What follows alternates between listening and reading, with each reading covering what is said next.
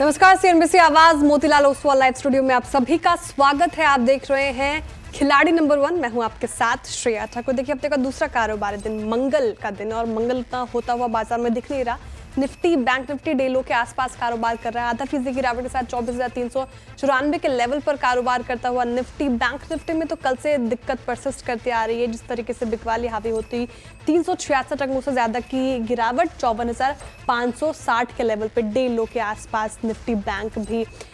यहाँ पे mid cap और स्मॉल कैप भी देखिए, ये भी बिकवाली का शिकार हुआ। आज 0.25% की गिरावट के साथ दोनों ही इंडाइसेस आपको कामकाज करते हुए नजर आएंगे। तो ब्रेथ जाहिर तौर पर खराब दिखेगी जिस तरीके से ब्रॉडर मार्केट में बिकवाली हावी होती हुई नजर आ रही है। 1809 ऐसे स्टॉक्स जहां पर दबाव है, गिरकर कर रहे हैं कारोबार। वही बढ़ने वाले स्टॉक्स मात्र 675 जहां पे थोड़ी सी खरीदारी होती हुई नजर आ रही है। कॉन्ट्रीब्यूटर प्लेट आपके स्क्रीन पर वो कौन से स्टॉक्स जो कहीं ना कहीं बाजार को संभालने की कोशिश कर रहे हैं, उसमें महिंद्रा एंड महिंद्रा रिजल्ट के बाद लगातार तेजी। इसमें दूसरा दिन है आज।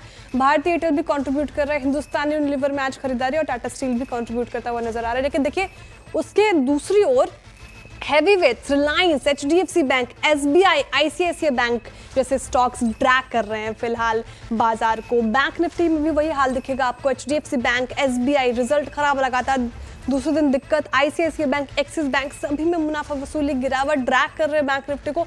मात्र एयू स्मॉल फाइनेंस बैंक के साथ जो संभालने की कोशिश में लगा है फिलहाल।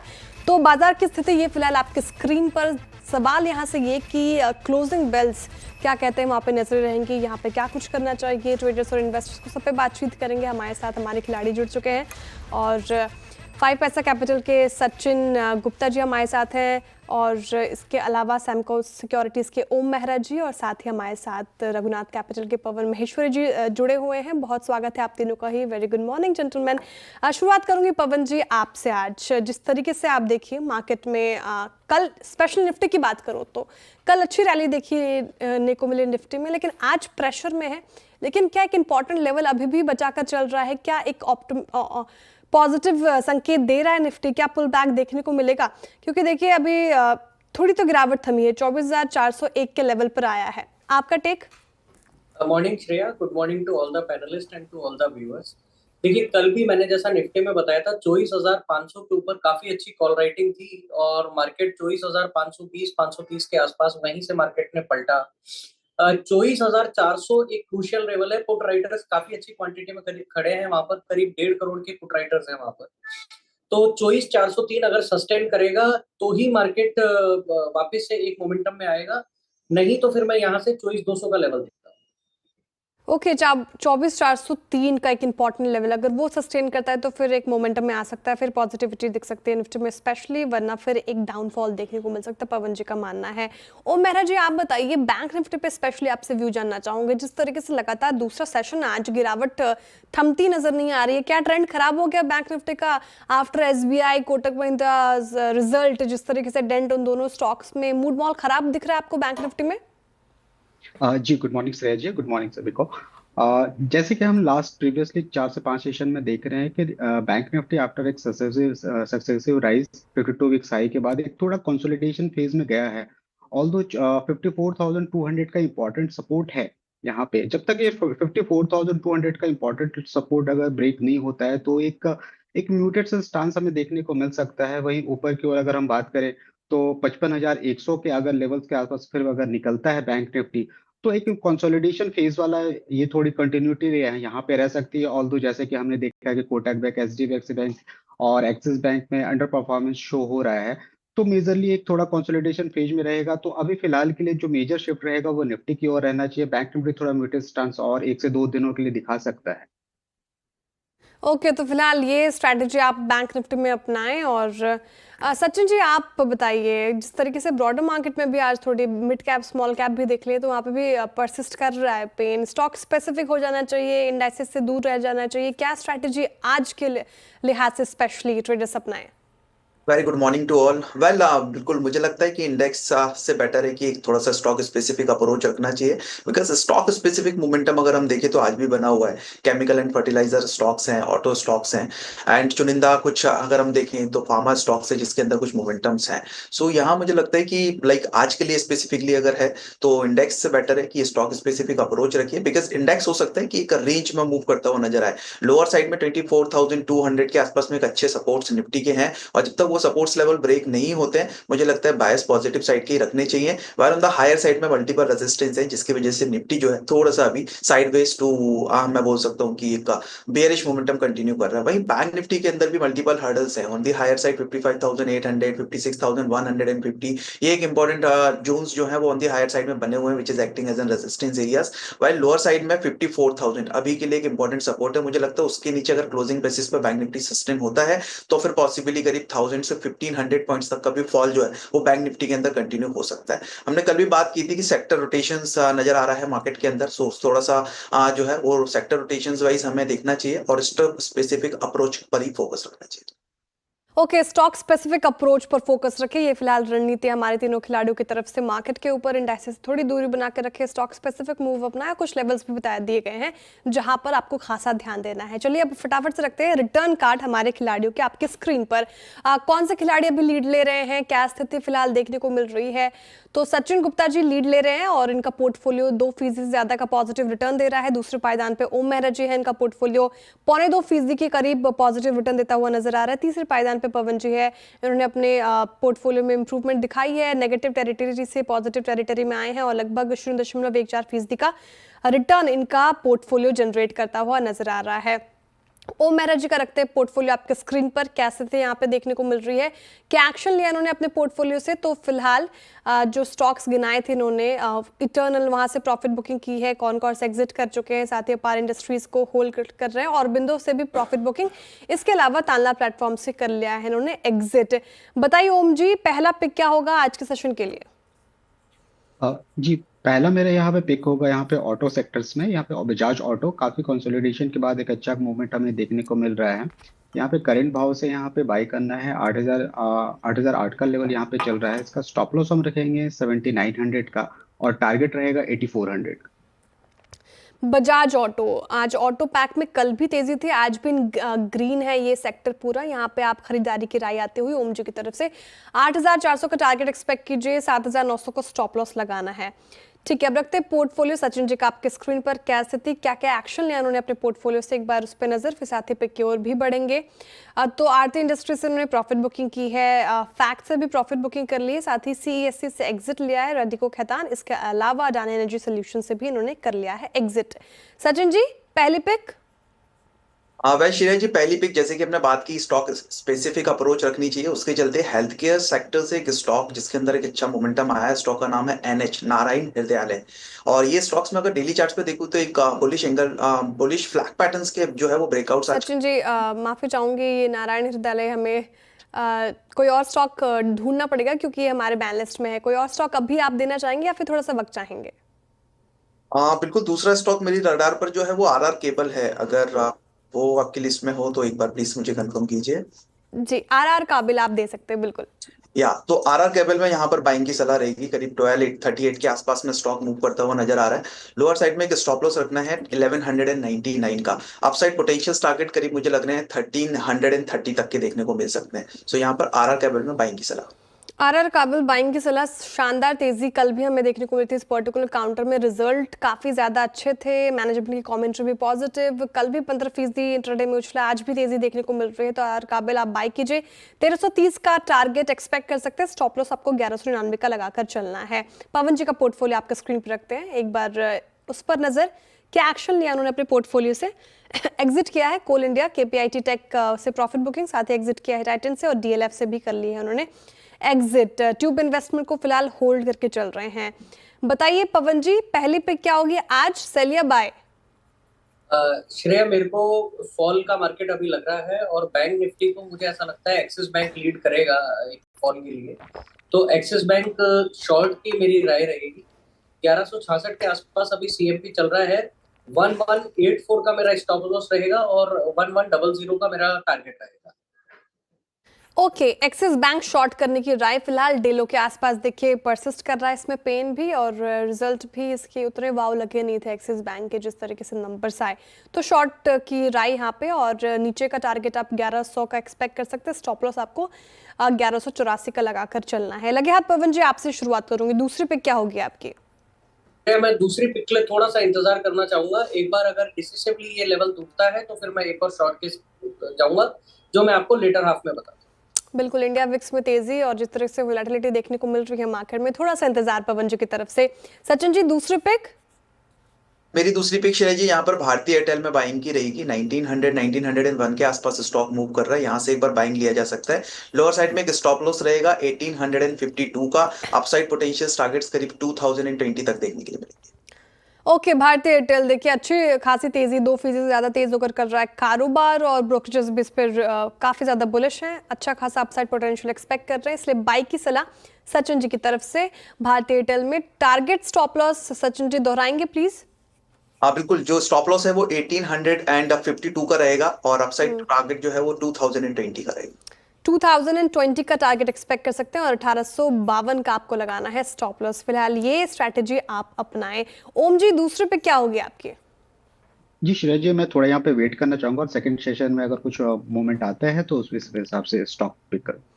ठीक है, ओम जी और पवन जी की तरफ से थोड़ा सा इंतजार और सचिन जी ने अपने दोनों पिक्स बता दिए हैं। तो चलिए इसी के साथ रुक रहे एक छोटे से ब्रेक के लिए। ब्रेक के बाद करेंगे आईओबी के MD and CEO Ajay Kumar Srivastava से बातचीत। पर चलिए अब बात करते हैं इंडियन ओवरसीज बैंक के मैनेजमेंट से। चौथी तिमाही यानी Q4 के रिजल्ट की बात करें तो बैंक की ब्याज आय करीब 13% और मुनाफा यानी प्रॉफिट 30% बढ़ा है। एसेट क्वालिटी में भी अच्छा सुधार देखने को मिला, हालांकि प्रोविजनिंग बढ़कर 2 गुना हो गए हैं। नतीजों पर बातचीत करने के लिए हमारे साथ जुड़ रहे हैं बैंक के MD and CEO Ajay Kumar Srivastava ji. Ajay ji, बहुत स्वागत है आपका सीएनबीसी आवाज पर। Very good morning sir. सबसे पहला सवाल तो ये प्रॉफिट और रेवेन्यू में ठीक ठाक बढ़ोतरी में देखने को मिली, एसेट क्वालिटी में भी सुधार है, इस पर आपकी टिप्पणी, कौन से की ड्राइवर्स रहे जिसने इसको पुश किया है? ये एक कंटिन्यूअस प्रोसेस है। हमारा क्रेडिट ग्रोथ जो इस साल हुआ है वो 14% का ग्रोथ हुआ है और जब क्रेडिट ग्रोथ होता है तो उससे जो इंटरेस्ट इनकम है वो नेचुरली इम्प्रूव होता है और इंटरेस्ट इनकम से फिर एनआईआई और एनआईएम। तो बेसिकली जो नंबर्स जो इम्प्रूव हुए हैं इनकम में और प्रॉफिट में, वो बेसिक जो उसका रीजन है वो ये है कि हमारा क्रेडिट ग्रोथ कंसिस्टेंटली पिछले 3 सालों से अच्छा हो रहा है और पिछले साल भी हम लोगों ने 14% से ज़्यादा का ग्रोथ दिखाया है। ओके सर, लोन ग्रोथ पे अगर मैं टिपिकली और सेपरेटली बात करूं तो किस सेक्टर या सेगमेंट ने लोन ग्रोथ में ज़्यादा कंट्रीब्यूट किया है? हमारा इक्वली डिस्ट्रीब्यूटेड पोर्टफोलियो, अगर आप आईओबी का क्रेडिट पोर्टफोलियो देखेंगे तो हमारा रिटेल, एग्री, एमएसएमई और कॉर्पोरेट चारों में 24 से 27% का शेयर है और उसी प्रोपोर्शन में हमारा ग्रोथ भी होता है हर साल। तो किसी एक पर्टिकुलर सेक्टर के लिए हम लोग नहीं बोल सकते कि इसमें हमने ज़्यादा ग्रोथ किया हुआ है। हमने रिटेल में भी ग्रो किया हुआ है 20% से ज़्यादा, एग्रीकल्चर में करीब 26%, 27% का ग्रोथ है, एमएसएमई भी डबल डिजिट है और कॉर्पोरेट क्रेडिट में भी सेलेक्टेड जो पीएलआई पैरामीटर्स हैं, जो पीएलआई सेक्टर्स हैं, जो 14 की पैरामीटर्स हैं, उनमें भी हम लोगों ने सेलेक्टिव लेवल पे ग्रोथ किया। तो it's well distributed growth I will say. Okay, well distributed growth है। अजय जी, जिस तरीके से डिजिटल ट्रांसफॉर्मेशन हो रहा है तो क्या कंपनी इसके मद्देनजर कोई कदम उठा रही है? कोई ऐसे प्रोग्रेस चीज़ है जो अंडरवे है? हाँ, ये भी एक ऑनगोइंग प्रोसेस है क्योंकि आज जो प्रोडक्ट या जो प्रोसेस या जो सॉफ्टवेयर नया दिखता है 6 महीने वो पुराना हो जाता है क्योंकि उसका नया वर्जन आ जाता है, नए चैलेंज आ जाते हैं। तो ये एक सतत प्रक्रिया है जो कि लगातार जारी है पिछले 5-6 सालों से हमारे बैंक में भी। इस साल जो हमारा हमारा जो सीरियसनेस है आईटी को लेके, वो आप इससे जज कर सकते हैं कि इस साल हम लोगों ने 1700 करोड़ का बजट लिया हुआ है जो कि आईटी और डिजिटल इंफ्रास्ट्रक्चर में हम लोग स्पेंड करने वाले हैं और उसमें सारी चीज़ें हैं, प्रोसेसेस से लेके, प्रोडक्ट से लेके, सॉफ्टवेयर, हार्डवेयर। और ये जैसा मैंने बोला ये कंटिन्यूस प्रोसेस है, रेगुलर अपग्रेडेशन की ज़रूरत होती है और मार्केट में जो भी बेस्ट प्रोडक्ट और प्रोसेसेस अवेलेबल हैं, मैं बड़ी जिम्मेदारी के साथ ये कह सकता हूँ कि आईटी और डिजिटल में जो बेस्ट मार्केट में अवेलेबल है जो हमारे पास अवेलेबल है, that at par with any of the best service providers in the banking infrastructure. तो उस तरीके से फोकस है, क्योंकि बिना डिजिटल, बिना आईटी के हम लोग सर्वाइव नहीं कर सकते, सभी जानते हैं, और इसलिए उस पर बहुत ज़्यादा फोकस है। और ये स्पेंड करने के अलावा जो हमारा दूसरा सबसे इम्पोर्टेंट फोकस रहा है वो कि हम कैपेबल लोगों को रिक्रूट करें। तो हर साल हम लोग रिक्रूट करते हैं, करीब 1500 से 2000 नया टैलेंट बैंक में लेके आते हैं। इस साल भी हमारा प्लान है करीब 2000 रिक्रूटमेंट का, और इसमें से इस साल जो मेजर है वो मेजर रिक्रूटमेंट स्पेशल जो क्वालिफिकेशंस और स्पेशल जो रिक्वायरमेंट्स है बैंक की, साइबर हो गया, इंफॉर्मेशन सिक्योरिटी हो गया, IT, digital, risk, treasury, credit, तो इन सारे सेक्टर्स के लिए जो स्पेशलाइज तरीके का जो टैलेंट है उसको हम लोग रिक्रूट करने के लिए इस साल हमारा प्लान है। बहुत अच्छा है सर प्लान आपका, हेड काउंट्स भी अच्छे बताए आपने। लेकिन सर सवाल यहाँ पे कि आपने रिसेंटली 1436 करोड़ का फंड रेज किया था वाया QIP, उसके बाद इक्विटी कैपिटल में भी आपने 4000 का फंड रेज किया, इसके पीछे की वजह सर? हाँ, एक चीज़ तो ये है कि हमारा जो गवर्नमेंट ऑफ इंडिया का शेयर होल्डिंग था वो 96% था, और अभी फरवरी मार्च के महीने में हम लोगों ने 1436 करोड़ का कैपिटल रेज किया QIP के थ्रू, जैसा आपने बताया। तो उससे जो शेयर होल्डिंग रिड्यूस होकर 94.61 पे आई है। और आप सभी को मालूम है कि जो मिनिमम पब्लिक शेयर होल्डिंग है, जो रिक्वायरमेंट है नियमानुसार, वो 75% होना चाहिए। बिल्कुल। और अभी हमारा 94 पे है, तो 94 को रिड्यूस करके हमको 75 पे लाना है। तो इस साल भी हम लोगों ने कैपिटल रेज करने के लिए बोर्ड से अप्रूवल लिया है, और जो 4000 करोड़ की आपने बात की। और ग्रेजुअली हम लोगों का प्रयास ये है कि हम जो मिनिमम पब्लिक शेयर होल्डिंग का जो रिक्वायरमेंट है 75% तक, वहाँ पे over a period of 18 to 24 months हम वहाँ पे पहुँच पाएँ। तो उस दिशा में प्रयास जारी है। ओके सर, तो ये एडिशनल इक्विटी कैपिटल आप कहाँ डिप्लॉय करेंगे, स्ट्रेंथन करेंगे लोन बुक को, डिजिटल इनिशिएटिव्स लेंगे, क्या स्ट्रैटेजी अपनाएंगे सर? हाँ, मेजर ये क्रेडिट ग्रोथ में जाएगा। हमारा जो CRAR आपने देखा होगा तो 19.74% है, जो कि वन ऑफ द हाईएस्ट है सिस्टम में। रिक्वायरमेंट 11.50 की है, हमारा 19.74 है। तो ये basically capital growth, credit growth के लिए यूज होगा। और जो इन्वेस्टमेंट पोर्टफोलियो है, जो क्रेडिट पोर्टफोलियो है, इसको करके लोन बुक जो हमने बताया कि 14% से ज़्यादा 14-15% के आसपास का ग्रोथ इस साल भी है, तो ये कैपिटल वहाँ यूज होगा। ओके सर, आखिरी सवाल मेरी तरफ से आएगा क्योंकि समय थोड़ा कम है। फाइनेंशियल ईयर 2026 के लिए क्या आउटलुक है सर? हम कंसिस्टेंट ग्रोथ कर रहे हैं पिछले 8 क्वार्टर से। अगर आपने क्वार्टर भी देखा होगा हमारे क्रिटिकल पैरामीटर्स, इस साल भी हमारा प्लान यही है कि हमारा हर क्वार्टर पहले वाले क्वार्टर से बेटर हो। ओवरऑल 12 महीने का जो इस साल का फाइनेंशियल ईयर का हमारा आउटलुक है वो ये है कि हम लोग डिपॉजिट ग्रोथ लगभग 10 से 11% के आसपास का हमारा प्लान है, और लास्ट ईयर भी हमारा 10 का था, हमने ऑलमोस्ट वहाँ अचीव किया। क्रेडिट ग्रोथ 14 से 15% तक रहेगा हमारा, और जो मार्जिन है NIM जो 3.58 है अभी, उसको भी हम लोग अराउंड 3.4 to 3.5 के बीच में मेंटेन करने की कोशिश करेंगे। ओके अजय जी, ये जो 50 बेसिस पॉइंट का रेट कट RBI ने तोहफे में दिया, इससे आपने कोई ग्राहक को पास ऑन किया सर? वहाँ पे कोई ग्राहक को फायदा पहुँचता हुआ नजर आया आपकी कंपनी की तरफ से? बिल्कुल, RBI के 2 रेट कट हो गए, 25-25 बिप्स के 2 बार, फरवरी में और अप्रैल में। और ये रिपो हमारा जो टोटल रिटेल और MSME पोर्टफोलियो है, वो दोनों मिला के लगभग 50% होता है हमारा टोटल क्रेडिट पोर्टफोलियो का। तो इसमें वो इंस्टेंट पास ऑन हो जाता है, क्योंकि ये सारे प्रोडक्ट रिपो लिंक्ड है। तो जैसे ही रिपो में कोई चेंज होता है तो वो जो इफेक्टिव रेट ऑफ इंटरेस्ट है हमारे ग्राहकों के लिए, वो भी इमीडिएटली उसका इम्पैक्ट आता है। तो 50 बिप्स ऑलरेडी कम हो रखा है सारे रिटेल लोन में, सारे MSME लोन में, और आगे भी अगर रेट कट आगे होता है तो उसको भी हम लोग हैंडल करने के लिए तैयार हैं। बहुत शुक्रिया अजय जी, आपने इतने समय के साथ डिटेल आंसर किया मेरे सारे सवालों का। बहुत शुक्रिया आपके वक्त के लिए, CNBC आवाज़ पर आने के लिए बहुत शुक्रिया सर। और IOB की बात करें आज, तो सचिन जी मैं आपसे पूछना चाहूँगी, IOB बैंक के शेयर प्राइस आप देखें आज, हालांकि जिस तरीके से डेंट पड़ा है, 2% ज़्यादा करेक्ट होकर कारोबार कर रहा है, लेकिन रिजल्ट ठीक रहे, मैनेजमेंट भी कॉन्फिडेंट साउंड कर रहे हैं, आपने सुना ही होगा। क्या स्ट्रैटेजी यहाँ पर अपनाएं IOB जिनके पास ने? क्या ये मौका है खरीदने का, या फिर अभी हाथ नहीं लगाना चाहिए? वेल देखिए, टेक्निकली अगर मैं देखूं तो स्टॉक का स्ट्रक्चर अभी भी वीक ही है। रिसेंटली हमने एक अटेम्प्ट देखा था लोअर साइड से करीब 34 के आसपास से एक अप मूव कंटिन्यू हुआ था, एक रिकवरी मूव था, but on the higher side में करीब 40 के आसपास के हाईज को टेस्ट करने के बाद में स्टॉक ने वापस से एक रिट्रेसमेंट दिखाया है। सो अभी भी स्ट्रक्चर वीक है। हायर साइड में अभी के लिए 40 एक एज एन हम रेजिस्टेंस जोन कंसीडर कर सकते हैं, while on the lower side में एक अच्छे सपोर्ट एरियाज वही 33 34 के आसपास में, जो कि इसका एक इमीडिएट बेस बना था 7 अप्रैल के आसपास में, उसको कंसीडर किया जा सकता है। फ्रेश बाइंग के लिए मेरी सजेशन रहेगी थोड़ा सा अवॉइड कीजिए स्टॉक को। फ्रेश बाइंग अभी भी नजर नहीं आ रही है स्टॉक के अंदर, बट ये जो लोग ऑलरेडी होल्ड कर रहे हैं उनको सलाह रहेगी एक बार होल्ड करके चल सकते हैं। लोअर साइड में 34 जो एक इमीडिएट बेस है उसका एक स्टॉप लॉस कंसीडर कीजिए। ऑन दी हायर साइड जैसे स्टॉक 40 के लेवल्स के ऊपर सस्टेन करता है तो फिर पॉसिबली करीब 45 48 वो लेवल्स को टेस्ट करता हुआ नजर आ सकता है। ओके, तो फिर फिलहाल ये लेवल्स इंपॉर्टेंट आईओबी पे आप ये स्ट्रैटेजी अपना इसी के साथ रुक लेंगे छोटे से ब्रेक के लिए। ब्रेक के बाद फिर हाजिर होते हैं। आप देख रहे हैं सीएनबीसी आवाज पर। और देखिए जिसका था 80 अंकों की गिरावट के साथ 24,380, निफ्टी और 395 अंकों की गिरावट के साथ 54,524 के लेवल पर बैंक निफ्टी। फिलहाल ये स्थिति आपकी स्क्रीन पर। चलिए अब चलते हैं हमारे आखिरी सेगमेंट की तरफ और फटाफट से हमारे स्क्रीन पर लेकर आते हैं खिलाड़ियों की पोर्टफोलियो। ओम जी के पोर्टफोलियो के साथ शुरुआत करते हैं। उन्होंने सुझाया अपार इंडस्ट्रीज, बजाज ऑटो।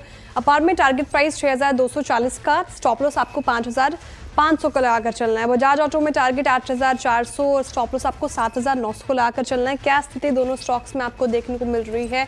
तो बजाज ऑटो फ्लैट कारोबार कर रहा है और अपार इंडस्ट्रीज देखिए लगभग 0.25% के करीब नेगेटिव रिटर्न दे रहा हुआ नजर आ रहा है। पवन जी ने ट्यूब इन्वेस्टमेंट बाई साइड की ट्रेड दी, एक्सिस बैंक सेल साइड की ट्रेड दी है। ट्यूब इन्वेस्टमेंट में टारगेट 3,300 का एक्सपेक्ट कर सकते हैं, स्टॉप लॉस आपको 2,900 को लगाकर चलना है। वहीं एक्सिस में आप टारगेट नीचे का 1,100 का एक्सपेक्ट कर सकते हैं और स्टॉप लॉस आपको 1,184 का लगाकर चलना है। क्या स्थिति प्रॉफिट या लॉस? तो एक्सिस अभी फ्लैट कारोबार कर रहा है। ट्यूब इन्वेस्टमेंट में देखिए यहाँ पर लगभग 0.1% के करीब गिरावट देखने को मिल रही है, नेगेटिव रिटर्न देता हुआ नजर आ रहा है। ये भी सचिन जी का पोर्टफोलियो देखते हैं। आरआर काबिल, भारतीय एयरटेल दोनों ही बाई साइड की ट्रेड। आरआर काबिल में टारगेट प्राइस 1,330, स्टॉप लॉस आपको 1,199 का लगाकर चलना है। भारतीय एयरटेल में टारगेट 2,020 और स्टॉप लॉस आपको 1,852 का लगाकर चलना है। क्या स्थिति दोनों ही स्टॉक्स में फिलहाल देखने को मिल रही है? तो आरआर काबिल लगभग 0.5% से ज्यादा का नेगेटिव रिटर्न, भारतीय एयरटेल भी फिलहाल अभी नेगेटिव रिटर्न ही लैंड करता हुआ नजर आ रहा है। मुनाफा का मीटर क्या कहता है, कौन से खिलाड़ी अभी आगे हैं हमारे? तो सचिन गुप्ता जी आगे हैं और पहले पायदान पे है बरकरार, लगभग 0.3% से ज़्यादा इनका पोर्टफोलियो पॉजिटिव रिटर्न लैंड करता हुआ नजर आ रहा है। वहीं दूसरी ओर पवन जी और ओम जी का पोर्टफोलियो थोड़ा पेन में है और यहाँ पे टक्कर देखने को मिल रही है। पवन जी का पोर्टफोलियो 1.5% के करीब नेगेटिव रिटर्न, वहीं ओम जी का भी पोर्टफोलियो लगभग 1.5% के करीब नेगेटिव रिटर्न लैंड करता हुआ नजर आ रहा है। ये स्थिति हमारे खिलाड़ियों की पोर्टफोलियो की। कोई भी अपडेट उनकी तरफ से वो मिड कैप मंत्रों में लेकर आएंगे। बहुत शुक्रिया आप तीनों का हमारे साथ आज जुड़े रहने के लिए। इस शो से इतना ही, सीधी मुलाकात होगी कमाई का अड्डा में। आप देखते रहिए सीएनबीसी आवाज़।